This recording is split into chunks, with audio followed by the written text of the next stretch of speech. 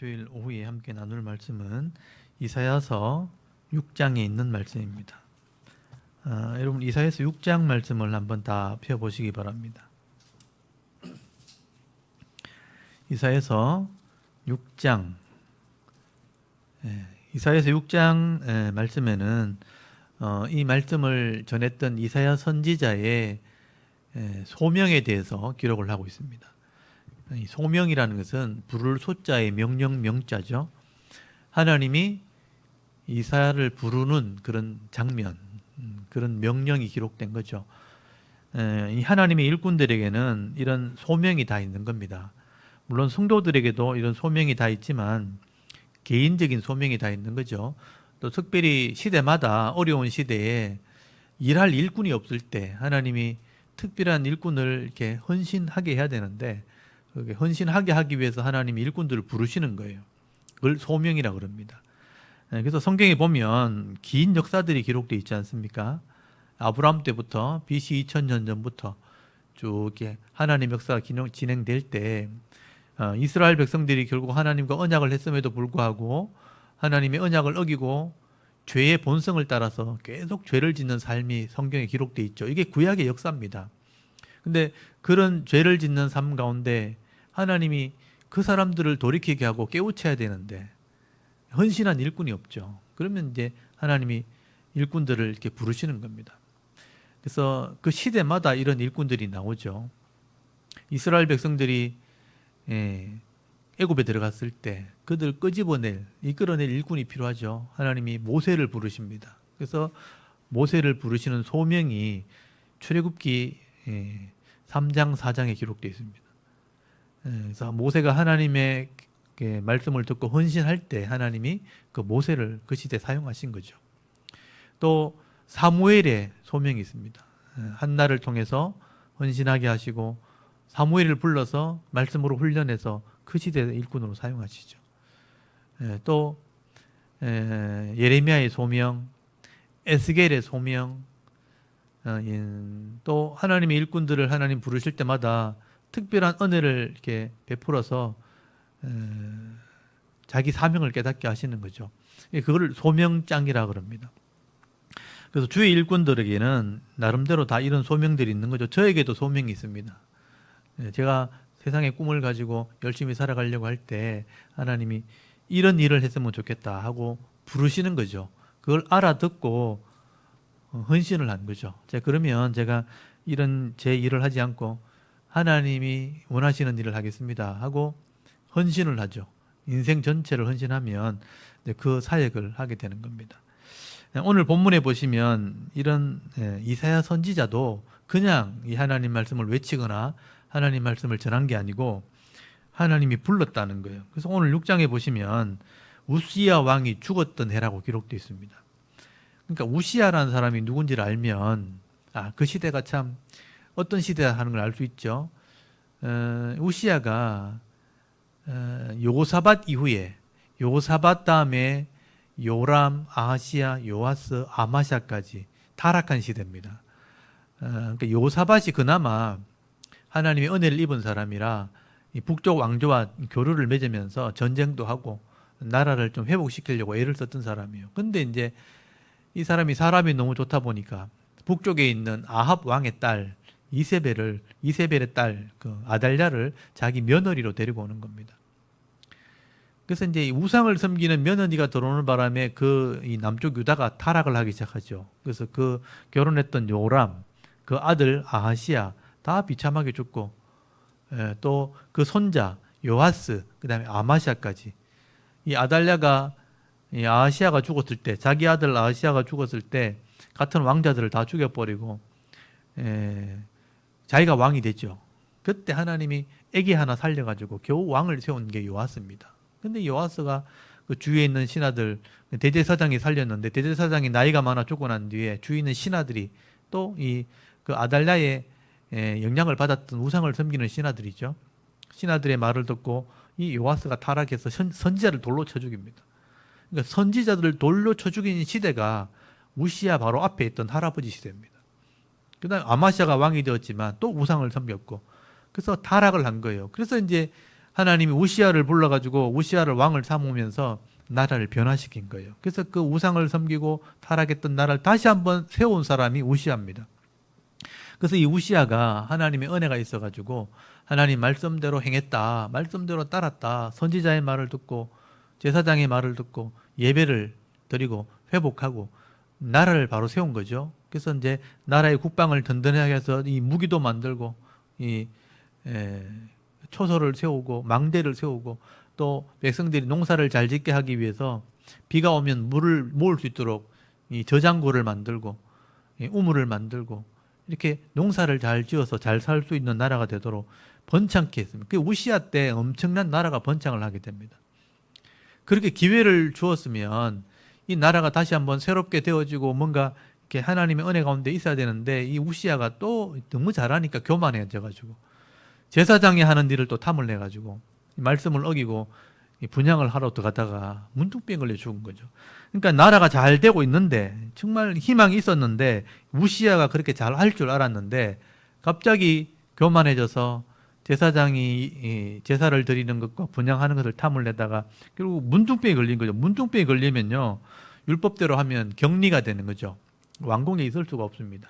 그래서 이제 따로 격리가 되어서 왕을 못하게 된 거죠. 그렇게 시름시름 앓다가 우시아가 죽었을 때 온 나라가 이제 좌절에 빠지게 되는 거죠. 이렇게 잘 되려고 했었는데 이 왕이 그 능력 있는 왕이 죽어버린 거죠.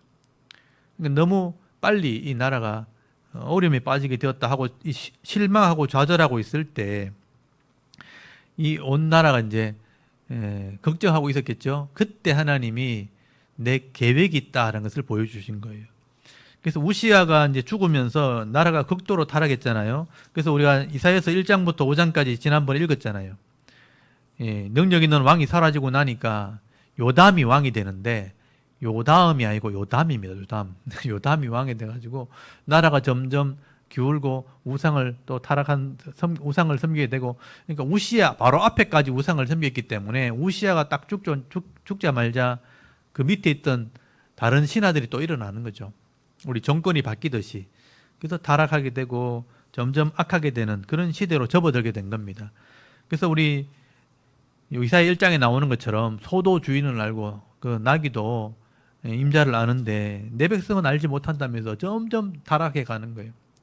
맞아도 또 깨닫지 못하고 맞은 상처가 온몸을 뒤덮을 정도로 그렇게 상처가 있는데도 회개하지 않고 지난주 포도나무 비유 그 극상품 포도나무를 심었는데 들포도가 나왔다는 거예요. 삶이 없는 거죠. 그래 타락하게 된 거죠. 그러니까 이 능력 있는 왕이 사라지고 난 뒤에 온 나라가 이렇게 갑자기 변해가고 타락하게 하는 모습 볼 때 절망을 하게 되는 겁니다. 그때 하나님께서 이사야를 부른 거예요. 내 계획이 있다는 거예요. 내 계획이 있는데 이렇게 악을 행하는 이스라엘 백성들 결국은 내가 다 잘라버릴 거다. 그러니까 죽이는 게 아니고 심판하는 게 아니고 잘라버린다는 거예요.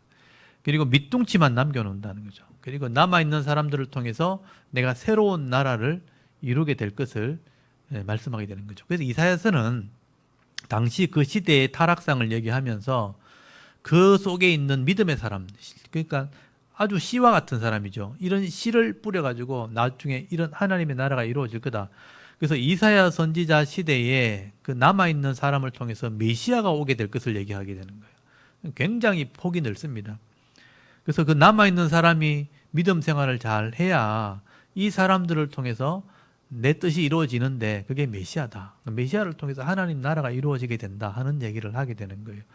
그러려면 그 시대만 보고서는 이 하나님의 계획을 알 수가 없는 거예요. 그러니까 더 멀리 봐야 되는 거죠. 하나님이 얼마나 큰 계획을 가지신지 그걸 봐야 이 시대의 사명을 감당할 수 있는 겁니다. 그게 이사야 선지자를 부르는 장면입니다. 그래서 오늘 6장 1절에 보시면 우시아 왕이 죽던 해 그러니까 실망하고 좌절하는 시대라는 뜻이에요. 내가 본즉 그랬잖아요. 하나님이 다른 걸 보여준 거죠. 뭘 보여준다면 하늘에 예배하는 모습을 보여준 거예요. 이게 요한계시록에 나오는 모습이에요. 그래서 하늘의 예배 모습을 보여주는데 주께서 높이 들린 보좌에 앉으셨는데 그의 옷자락은 성전에 가득하였고 그러니까 하늘에 있는 성전인 거죠. 모세가 하늘에 있는 성전을 보고 땅에 성소를 만들었잖아요. 진짜 성전을 본 거죠. 그리고 2절에 보면 스랍들, 이 스랍이라는 것은 불타는 사람 이런 뜻이거든요. 원어의 뜻이 뭐냐, 불타는 사람, 천사를 그렇게 표현한 거예요. 이 천사를 보통 스랍이라고 표현하기도 하지만 케루빔이라고, 그룹, 우리 성경말로는 그룹이라고 쓰죠. 케루빔이라고 표현하기도 합니다. 케루빔은 그냥 천사를 표현하는 거예요. 보통 우리가 이제 그 신약에 가면 헬라어로 앙겔로스라고 표현하는데 우리나라 말로 그냥 천사라고, 하늘에 있는 일꾼이란 뜻이죠. 근데 그 모습이 굉장히 빛났다는 거예요. 빛난 모습으로 나왔기 때문에 여기는 불타는 사람의 모습이다. 그래서 스랍이라는 표현을 쓰게 된 거예요. 이게 천사들이, 여기 천사 복수로 들이라고 표현되어 있으니까 굉장히 많은 거예요. 거기 나중에 요한계시록에 보면 이 천사의 수가 천천히요 만만이라는 표현이 나옵니다. 굉장히 많은 거죠. 그래서 굉장히 많은 천사들이 이 성전을 둘러싸고 있는데 거기 천사들의 모습을 보니까 6 날개가 있다고 되어 있어요. 2 날개로 날고 있으면서 2 날개로는 얼굴을 가리고 또 그 둘로는 발을 가렸다고 되어 있죠. 그래서 하나님 앞에서 겸손한 이 천사의 모습을 보여주고 있는 거죠. 그래서 이제 발을 가리면서 두 날개로 날면서 찬양을 하게 되는데 거룩하다 거룩하다 거룩하다 이렇게 찬송을 하게 되는 거예요. 그래서 만군의 여호와여 그의 영광이 온 땅에 충만하도다 하더라. 이런 찬송을 불렀다는 거예요. 여기 만군이 뭐예요? 만군, 군대의 하나님. 만군이라는 표현을 쓸 때는요, 주로 하나님이 전쟁할 때, 싸울 때 이런 표현을 써요. 보통 전능하신 하나님, 또 창조주 하나님, 구원의 하나님, 보통 이런 표현을 쓰죠. 여호와 하나님, 또 승리 하나님, 여러 가지 표현을 쓰는데 이게 만군의 하나님이란 여호와의 이름을 부를 때는 전쟁을 할 때, 싸워야 될 때 이런 표현을 쓰는 거예요. 상황이 굉장히 어렵다는 뜻이죠. 그래서 하나님을 싸우시고 만군의 하나님으로 싸우시는 그 하나님의 영광을 노래하는 장면이 나옵니다. 사실 이 모습의 더 자세한 버전이 요한계시록에 기록되어 있어요. 여러분 요한계시록 4장을 한번 펴보십시오. 요한계시록 4장이 원래 모습이에요. 요한이 좀 더 자세히 기록을 해놨죠. 이 모습을 이사야도 본 겁니다. 이사야 선지자는 한참 전의 사람이죠. 요한보다 훨씬 전의 사람입니다. 근데 똑같은 것들 본 거예요. 요한계시록 4장에 보면요. 4장 1절, 요한계시록 4장 1절에 보면 이 일 후에 내가 보니 그랬죠. 요한도 본 거죠. 하늘에 열린 문이 하나 열렸고 내가 들은 바 처음 내게 말하던 나팔소리 같은 음성이 이르되 이리로 올라오라. 이후에 마땅히 일어날 일을 내가 네게 보이리라 하시더라. 내가 곧 성령에 감동되었더니 보라 하늘에 보좌를 베풀었고 그 보좌에 앉으신 이가 나오죠. 똑같은 보좌에 앉으신 이가 나오죠. 그리고 3절에 보면 그 모습이 더 자세히 기록되어 있죠. 벽옥, 홍보석, 그리고 무지개, 보석으로 표현되어 있죠. 녹보석으로 되어 있더라. 하나님의 영광이 너무 아름다우니까 보석으로 표현되어 있는 거예요. 그리고 4절에 24장로들이 둘러서 있고 그 다음에 네 생물들이 거기 같이 있습니다. 거기 보면 6절에 네 생물이 있죠. 이 네 생물이 바로 스랍 천사들입니다. 이 천사들의 모습이 좀 자세히 기록되어 있죠. 7절에는 첫째 생물은 사자 같고 둘째는 송아지 같고 셋째는 사람 같고 넷째는 독수리 같다. 이 천사의 기능을 설명하는 거예요. 이런 천사들이 많은 눈을 가지고 살피고 있는 그런 모습을 설명하고 있는 거예요. 그 노래는 똑같죠. 거룩하다 거룩하다 거룩하다 주 하나님고 전능하신 이여 전에도 계셨고 이제도 계시고 장차 오실리라. 전에 있고 이제 있고 장차 오실리. 그래서 이제 5차원의 자리에 계시는 분 이런 뜻이에요. 그러니까 과거, 현재, 미래를 같이 보시는 분 이런 뜻이거든요.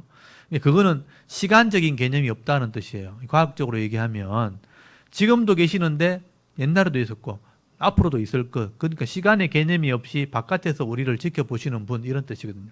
그러니까 5차원에 있는 시간 개념이 없는 그런 하나님을 노래하고 있는 거예요. 거룩하다 거룩하다 거룩하다 3번 있는 것은 성부와 성자와 성령을 노래한다. 보통 그렇게 이해를 하고 있습니다. 근데 이 천상의 예배 모습을 요한이 보고 그 시대에 계시 하나님 말씀을 전했던 것처럼 이사야 시대도 그만큼 어려웠다는 거예요. 그럴 때 이사야에게 보여주는 겁니다. 네가 앞으로 갈 곳이 저기다. 그런데 여기서는 해야 될 일이 있다는 거예요. 근데 상황이 좀 어렵다는 거예요. 일꾼이 필요하다는 겁니다. 일꾼을 부르는 장면이 나온 거죠. 그래서 이런 영광을 봤다면, 그러니까 내가 어디로 갈지 확실하게 봤다면 이 땅에서 사명 감당하는 것을 할 수 있는 겁니다. 그래서 우리 대부분 사람들이 현실을 불안해하고 힘들어하는 이유가 뭐냐면 미래가 보이지 않기 때문이죠. 지금 이게 너무 힘들고 이게 끝이라고 생각하면 막막하니까 두렵고 힘든 거예요. 근데 이걸 지나가면 다음에 더 좋은 미래가 있다는 걸 알면, 분명히 거기 갈 수 있다는 확신이 있으면 지금 어려움은 그렇게 어렵지 않죠. 왜냐하면 지나가는 과정이고 이거 반드시 지나갈 수밖에 없는 과정이기 때문에. 그래서 미래를 보여주는 것은 뭐냐면 이 확신을 주시기 위해서죠. 그래서 이 천사들의 찬송하는, 그러니까 천상의 예배 모습을 보여준 거예요. 그래서 거기 4절에 보면요, 이같이 화답하는 자의 소리로 말미암아 문지방의 터가 요동하며 성전의 연기가 충만하다. 하늘의 영광을 보여준 거죠. 그래서 5절에 그때 내가 말하되 화로다 나의 망하게 되었다. 나는 입술이 부정한 사람이요 나는 입술이 부정한 백성 중에 거주하면서 만군의 여호와이신 왕을 배웠음이로다 하셨더라. 죄인이 하나님을 만날 수 없기 때문에, 죄인이 하나님 만나면 바로 심판을 받기 때문에 내가 죄인인데 지금 하나님 만났구나 두려움을 느꼈다는 거예요. 그래서 그 중에 천사 하나가 날라오죠. 6절에 보면 그때 스랍 천사 중에 하나가 부젓가락 이렇게 가위처럼 생긴 집게를 가지고 나와가지고 제단에 있는 거기 안에 있는 숯불, 핀 숯불을 이 집게로 하나 집게 됩니다. 이 숯불이라고 되어 있는데 원래는 돌이라는 뜻이에요. 불타는 돌이에요. 이거를 집게로 하나 집어서 날아온 겁니다.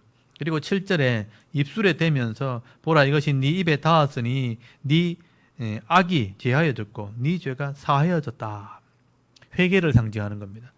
그러니까 하나님 앞에 회개하면 결국은 입술이 회개를 상징하거든요.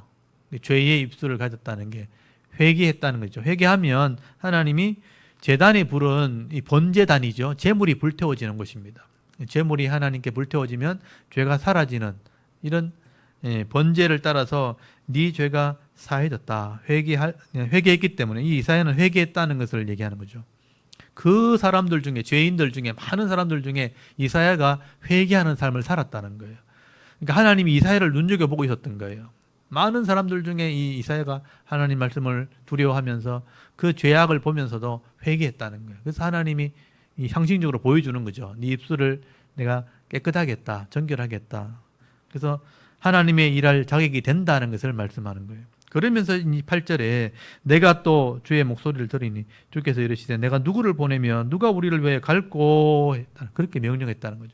일꾼이 필요하다는 뜻이죠. 이 시대에 하나님 말씀을 전하는 일꾼이 필요한데 다 죄인이고 다 악을 행하고 다 악한 자 편에 서 있으니까 누가 일하면 좋겠나 하니까 이사야가 자기가 스스로 헌신을 하게 된 거죠. 내가 여기 있나이다 나를 보내소서 했다는 거예요.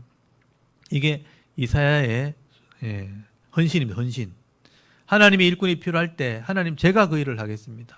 내가 하겠습니다. 나를 보내십시오. 이렇게 헌신을 하게 될 때 9절부터 하나님이 계획을 가르쳐 주신 거예요. 그리고 네가 할 일이 뭔지를 가르쳐 준 거죠. 이 타락한 시대에 네가 할 일은 그들이 죄인이라는 것을 알게 하는 거예요. 그리고 그들이 그 죄를 지고 심판받게 하는 겁니다. 이 참 신기한 사명이죠. 돌아오게 하는 게 아니고 그들을 심판하는 사명입니다. 그래서 9절에 보면 여호와께서 이르시되 가서 이 백성에게 이르기를 너희가 듣기는 들어도 깨닫지 못할 것이요 보기는 보아도 알지 못하리라 하여 그랬으니까 이렇게 말해라는 거죠. 너희는 보기는 보는데 보지도 못하고 듣기는 듣는데 깨닫지도 못하는 사람이다 하고 가르쳐 주라는 거예요. 10절에 이 백성의 마음을 둔하게 하며 그들의 귀가 막히고 그들의 눈이 감기게 하라. 염려하건대 그들이 눈으로 보고 귀로 듣고 마음으로 깨달아 다시 돌아와 고침을 받을까 하노라 하시기로. 그러니까 깨닫지 못하게 해라. 눈을 감기게 해라. 귀를 이렇게 막아라. 그리고 그들이 그 죄로 망하도록 해라. 심판받게 해라. 이게 무슨 얘기냐면 하나님이 이스라엘 백성들이 미워서 이렇게 심판한다는 뜻이 아니고 이미 계속해서 선지자를 보냈는데 그 죄가 너무 지나친 거예요. 그래서 이 사람들은 하나님이 이미 심판하기로 결정했다. 그 심판하는 것이 하나님의 뜻이라는 것을 보여주라는 거예요. 그래서 이사야가 놀래가지고 하나님, 이 이스라엘 백성들이 하나님 백성들인데 이 사람들 다 죽으면 어떡합니까? 언제까지 내가 이 사람들 귀를 막아야 되고 눈을 막아야 되고 다 심판받게 해야 되는 겁니까? 그렇게 물은 거예요. 그래서 11절에 보면 내가 이르되, 그러니까 이사야가 물은 거죠. 주여, 어느 때까지니까, 언제까지 내가 그들의 귀를 막고 눈을 막고 심판을 받게 해야 되는 겁니까? 다 죽을 때까지 해야 되는 겁니까? 하니까 주께서 대답하시되 성읍들은 황폐하여 주민이 없으며 가옥들에는 사람이 없고 이 토지는 황폐하게 되며 여호와께서 사람들을 멀리 옮기셔서 이 땅 가운데 황폐한 곳이 많을 때까지니라 그랬어요. 이게 언제까지겠어요? 언제까지겠어요? 네, 바벨론 포로기를 얘기하는 거예요. 지금 이사야는 아직 바벨론 포로 시절이 아닌 거예요. 하나님이 계획을 지금 말씀하신 거죠. 이 백성이 죽는 게 아니고 죄를 지었기 때문에 징계를 받아야 되는 거다. 이게 하나님의 공이다라고 말씀하는 거예요. 내가 그냥 심판하는 게 아니고 계속 선지자를 보냈다는 거죠. 선지자를 보냈는데도 회개하지 않는다는 거예요. 그래서 이 백성이 이미 망하기로 심판이 되었다. 결정이 됐다. 결정된 것이 이루어진다고 얘기해줘라. 그래서 이 땅이 황폐하게 되고 이 백성은 이미 바벨론으로 옮겨지게 될 것이고, 그래서 돌아오게 해서 결국은 하나님의 뜻을 이루게 될 거다. 그 남아있는 믿음 있는 사람들 통해서만 일할 거다. 그렇게 전한 거예요. 그래서 거기 13절에 보면 그 중에 10분의 1이 아직 남아있을지라도 이것도 황폐하게 될 것이나 밤나무, 상소리나무가 배임을 당하여도 그 그루터기는 남아있을 것 같이 거룩한 씨가 이 땅에 거루터기니라 하시더라. 여기 보면 남아있는 자, 이게 이제 이사야의 특징이죠. 타락한 시대라도 반드시 남아있는 자가 있다. 그리고 그들이 거룩한 씨다. 새로운 출발이 될 거다. 그 사람을 통해서 하나님이 일하신다라고 말하는 거예요. 그래서 전 인간의 죄성이라는 것이 참 악한 거예요. 그러니까 인간이 다 이 아담 이후에 죄성을 가지고 태어나기 때문에, 그래서 가시와 엉겅퀴를 줬다고 돼 있든 고통을 줬다고 돼 있거든요. 그걸 주지 않으면 한없이 교만해지고 한없이 나태해지고 한없이 약해지는 거. 그래서 예수님이 말씀하신 그 한 달란트 받은 자가 악하고 게으른 종인 거예요. 오늘 잠언에 보면 미련한 종이 있대. 그게 악하고 게으른 종이에요. 미련한 사람. 더들려고 하지 않는 사람. 자기가 똑똑하다고 생각하는 사람. 죄가 있는데 회개하지 않는 사람. 죄인지 모르는 사람. 그리고 이 선을 행하려고 노력하지 않는 거예요. 게으른 게 뭐냐면 결국 자기가 노력하지 않는 거예요. 하려고 하지 않는 거예요. 그래서 이 선한 데는 게으른 거예요. 그게 다 죄인들의 속성입니다. 그래서 이제 어렵고 힘들 때는 자꾸 이게 도와달라, 도와주면 하겠다. 어렵게 힘들 때는 막 그렇게 간절함을 가져요. 근데 마음이 편해지고 몸이 편해지고 상황이 좋아지면 늘 하던 그 열심을 다 잃어버리는 거죠. 그러니까 몸이 편해지고 상황이 좋아져도 그 성실함과 열심은 있어야 되는데, 몸이 편해지고 상황이 좋아지면 성실함을 버리는 거예요. 그게 게으름, 악함, 미련함이에요. 그러니까 상황에 상관없이 내가 그 일을 해야 되는 겁니다. 근데 사람은 본성이 악한 거예요. 그러니까 성도라 해도 말씀이 주어져도 잘 안 하는데, 말씀이 없는 불신자들은요, 본성을 따라갑니다. 본성을. 그러니까 상황이 좋아지면 다 악해지는 거죠. 우리 생각해 보십시오. 우리나라 옛날에 어려울 때, 가난할 때, 우리 할아버지 때 진짜 가난하니까, 그러니까 서로 막 힘드니까 다 도와줬잖아요. 서로 막 나눠 먹고, 어려운 사람 있으면 내 형편생활가 똑같이 어렵다니까 다 같이 도와주고 그랬잖아요. 근데 잘 살게 되니까, 부하게 되니까, 형편이 좋아지니까 악해지는 거예요. 더 욕심내고 더 가지려고 하고, 어려운 사람 완전 안 도와줘요. 예전 같으면요, 길거리 한 사람 쓰러져 있으면요, 다 와서 도와주고 뭐 먹을 거 주고 입혀주고 닦아주고 다 했어요. 근데 지금은 하나 쓰러져 죽어도 하는 척도 안 해요. 그러니까 상황이 좋아지면, 부해지면, 내가 형편이 더 좋아지면 이게 나태해지고 악해지는 본성을 가지고 있는 거죠. 그게 인간입니다. 인간. 그거는 어느 나라든 상관없어요. 다 어느 시대든 상관없어요. 항상 그래 왔어요. 그래서 하나님 항상 이렇게 형편이 좋아지면, 아까 우시아 때 그랬잖아요. 형편이 제일 좋아질 때, 우시아 때 굉장히 번창했거든요. 번짝하니까 하나님 예배도 안 하고, 잘 살게 되니까 말씀대로 안 하고, 간절하지도 않고, 하나님 은혜 구하지도 않고, 내 혼자 다 할 수 있으니까, 내 가진 능력으로 할 수 있다고 생각하니까 교만해지고 악해지고. 우리나라도 지금 어려울 때는요, 참 하나님께 기도하고 막 금요 철화하고 막 산에 가서 막 산기도 하고. 지금 요즘에 산기도 하는 사람 아무도 없습니다. 기도원이 다 문 닫고 있다 그러잖아요. 우리 대구에 유명한 기도원이 주암산 기도원인데, 주암산 기도원도 지금 몇 번 주인이 바뀌었다네요. 문 닫을 처지에 있는 거. 사람이 안 오니까. 간절하지 않는 거죠. 잘 살게 되니까. 우리나라도 똑같은 거죠. 잘 살게 되어도 똑같이 선을 행해야 되고, 열심히 살아야 되고, 성실함으로 살아야 되고, 아침 일찍 일어나야 되고. 우리 어릴 때 새벽마다 마당 쓸고, 우리 초등학교 다닐 때도 1년에 한 달에 한 번씩 대청소하는 날이 있었어요. 아침에 나와가지고 전부 운동장에 다 모여가 새벽에 나와가지고 청소하고 막 이랬어요. 청소하는 날이 있어가지고. 그래서 열심히 살아야 된다면서. 아침에 되면 쓰레기차 돌 때 맨날 새벽종이 울렸네, 그 노래 나오잖아요. 새벽종이 울렸네, 새아침이 뭐 밝았네, 뭐 이렇게. 너도 나도 일어나, 뭐 기억나네요 지금도. 그죠? 열심히 일하는 그런 게 있었잖아요. 근데 우리가 어려울 때는 그렇게 했단 말이에요. 근데 잘 살아도 그렇게 해야 되는 거예요. 아침 일찍 일어나가지고 마당 쓸고 준비하고 일찍 가서 열심히 일하고 해야 되는 거예요. 근데 요즘에 그렇게 하는 사람이 이상한 사람인 거예요. 그 성실함을 잃어버리면 안 되는 게 성도예요, 성도. 믿음 있는 사람. 그러니까 불신자들은 점점 악해지는 겁니다. 그러니까 이 이사야 시대가 이런 하나님 백성이 타락한 시대고 더 이상 돌아올 사람이 없는 거죠. 그래서 하나님이 이 사람들은 이미 심판하기로 결정했다. 이 사람들이 돌아오지 못할 거다. 이게 보면 돌아올까, 이게 하노라 하는 걸 뭐냐면, 하나님이 돌아오는 거, 회개하는 것도 기뻐하지 않다, 이런 뜻이 아니고요. 이미 심판이 내려진 거예요. 판결이 내려진 겁니다. 우리 재판할 때 아직 판결이 되지 않으면 회개하면 참작의 여지가 있지만, 일단 이 사람은 판결이 딱 내려졌어요. 사형 딱 내려졌으면 사형이 집행하는 게 공의가 되는 거예요. 이미 결정이 됐다면. 근데 집행하는 걸 하지 않으면 이게 불법이 되는 거죠. 그래서 이미 결정됐다는 뜻이에요. 이스라엘 백성은 심판하기로 결정됐다. 그래서 그 시대 사람은 망할 거다. 다 잡혀갈 거다. 그때까지 네가 이 말씀을 전해야 된다. 근데 쉬운 일이 아니죠. 사람들한테 네 망한다 그래서 다 화를 내죠. 망할지라도 회개를 외쳐야지, 선지자는 그래야지, 보통 그렇게 얘기하죠. 근데 이사야는요, 망해라고 끝까지 외쳐야 되는 거예요. 나중에 예레미야도 그렇게 합니다. 망해야 된다, 잡혀가야 된다. 근데 그 당시 사람은 아무도 예레미야를 믿지 않고 이사야를 믿지 않았어요. 사람은 기분 나쁘다는 거죠. 그래서 그 어려운 말씀을 전해야 되니까 이사야는 참 힘들었다는 거예요.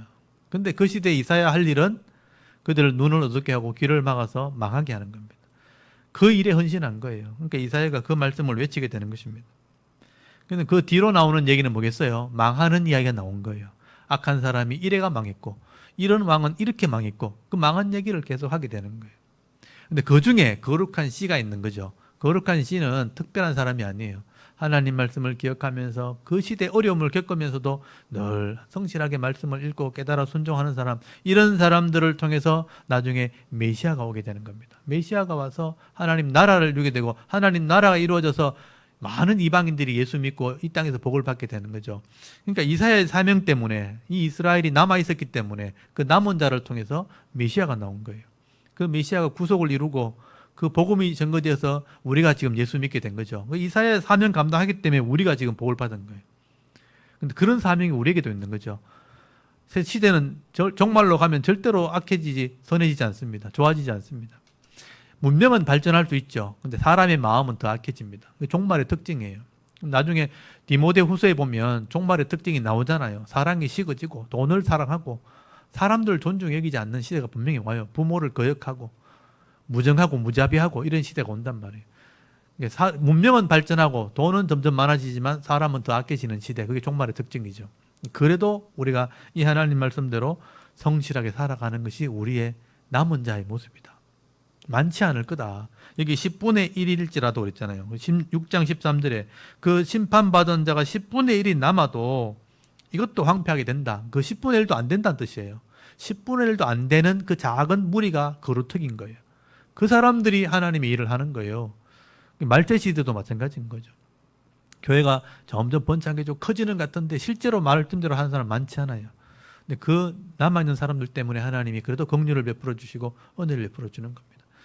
그래서 우리가 뭐 나라를 위해서 시세를 바꾸기 위해서 뭐 가서 막 데모를 하고 이렇게 하지 않아도 내 삶의 현장에서 성실하게 살아가는 그 믿음의 삶을 살게 되면요, 하나님이 그 믿음에 사는 삶을 사는 그 사람들의 기도를 들으시고 긍휼을 베풀어 주는 겁니다. 이게 우리의 믿음인 거죠. 그러니까 성경을 그렇게 보셔야 되는 거죠. 뭐 전체 나라가 변화되고 뭐 교회가 번창하고 이게 하나님의 뜻이 아닌 거죠. 어떻게 보면 그 속에 변해가고 타락해가는 시대에 하나님의 일을 진짜 할 수 있는 사람, 나를 보내소서 할 수 있는 사람, 또 이사야처럼 회개하면서 늘 살아갈 수 있는 사람, 이런 사람이 결국 하나님의 긍휼을 입게 되는 겁니다. 그래서 저는 화려하지 않고 막 큰 일을 하지 못하지만 그 긍휼을 잊어버리지 않으려고 내가 노력하는 겁니다. 그래서 오늘도 성실하게 살아가는, 오늘 내 삶을 살아가는 거예요. 성실하게 말씀을 나누는 삶, 내가 해야 될 일이고 내 사명이니까, 내가 나를 보내시면 이 일을 하겠다고 말했으니까 그 일을 하는 겁니다. 그러면 하나님이 저의 삶을 지켜주시고 또 함께 말씀을 나누는 사람들의 삶을 지켜주시고 이 속에서 은혜를 누리게 하는 거예요. 그게 우리의 은혜입니다. 그래서 오늘 제가 아침에 예배 드릴 때 내게 줄로 재어준 구역이 있다는 거, 그것은 아름다운 것이 있다. 이건 내 거다. 내가 행복한 거다. 그 삶을 누리는 것이 지혜로운 거다라고 제가 말씀을 드리는 겁니다. 오늘 이사야서 6장 말씀 보시면서, 이거 이사야 6장 보면 그냥 이사야가 헌신해가지고 그냥 말씀 외쳤구나 이렇게 생각하지만 그렇지 않습니다. 굉장히 어려운 일을 한 겁니다. 아무도 못하는 일을 이사야가 한 거예요. 근데 그 일을 우리가 지금 해야 된다는 거예요. 세상이 점점 힘들어지고 어려워질 때 이 세상의 흐름과 상관없이 내게 주신 사명 감당하고 내 지역을 말씀으로 지켜나가는 그 일을 여러분 하셔야 됩니다. 그러면 이 속에 하나님 은혜가 있어요. 다른 사람들을 누리지 못하고 빼앗지 못하는 그 은혜 누리는, 그게 행복한 겁니다. 그래서 우리가 행복한 삶을 살자 할 때 제가 말하는 행복함이라는 것은 그냥 잘 사는 게 행복한 게 아니에요. 내게 기업 안에 주신 은혜를 누리는 것. 내 가장 가까운 가족들, 이 가족이 내 기업이죠. 가족 안에서 은혜를 누리는 것. 이게 내 기업입니다. 이 속에 행복함이 있다는 거예요. 이거 잃어버리면 사실 다른 거 가져도 소용없어요. 가서 사장 자리에 앉다고 뭐 위에 앉아 있어도, 뭐 통장에 뭐 수십만 원, 수백만 원 찍혀 있어도 가족이 행복하지 않으면 그 아무 의미 없는 겁니다, 사실은. 그래서 내게 주신 기업을 잘 지키는 것, 이게 믿음이에요. 내 거루터기, 내 거루터기. 그 속에서 행복함이 있어야 되는 거죠. 그래서 이사야가 그 사명 감당해서 우리가 예수 믿은 거예요. 우리가 사명 감당할 때 우리를 통해서 은혜를 또 입는 사람이 있는 거예요. 나를 통해서 복을 받을 수 있고 은혜를 누릴 수 있고. 그러니까 내 신앙생활 하는 거 보면서 깨닫는 사람이 있단 말이에요. 그릇이 작을 뿐이죠. 그렇지만 반드시 있습니다. 제가 사역하는 모습 보면서 깨닫는 사람도 있고, 제가 여기서 성실하게 하니까 사람들이 이 성실하게 있는 열매를 지금 보는 거예요. 그리고 이 속에 이걸 닮아가려고 막 배우려고 하는 사람도 있고. 근데 그게 내 그릇인 거죠. 제가 많은 사람들을 막 모아서 할 수는 없지만 그 속에 깨닫게 하는 사람 한 사람만 있다면 그게 하나님 은혜인 겁니다. 저는 제 사역 감당하고 제 복을 누리는 거죠. 그래서 우리 사랑하는 성도들이 이사야의 소명을 보면서 내게 주신 사명 감당해야 되겠구나. 그걸 위해 기도하시고 내게 주신 은혜를 누릴 수 있도록 일주일 동안 삶 가운데 복을 받을 수 있도록 함께 기도하면서 이 은혜와 복을 빼앗기지 않는 그런 은혜가 있기를 바랍니다. 우리 같이 이사야서 6장 말씀 한 장이거든요. 말씀 같이 한번 낭독을 하고 함께 기도했으면 좋겠습니다. 한번 읽도록 할게요.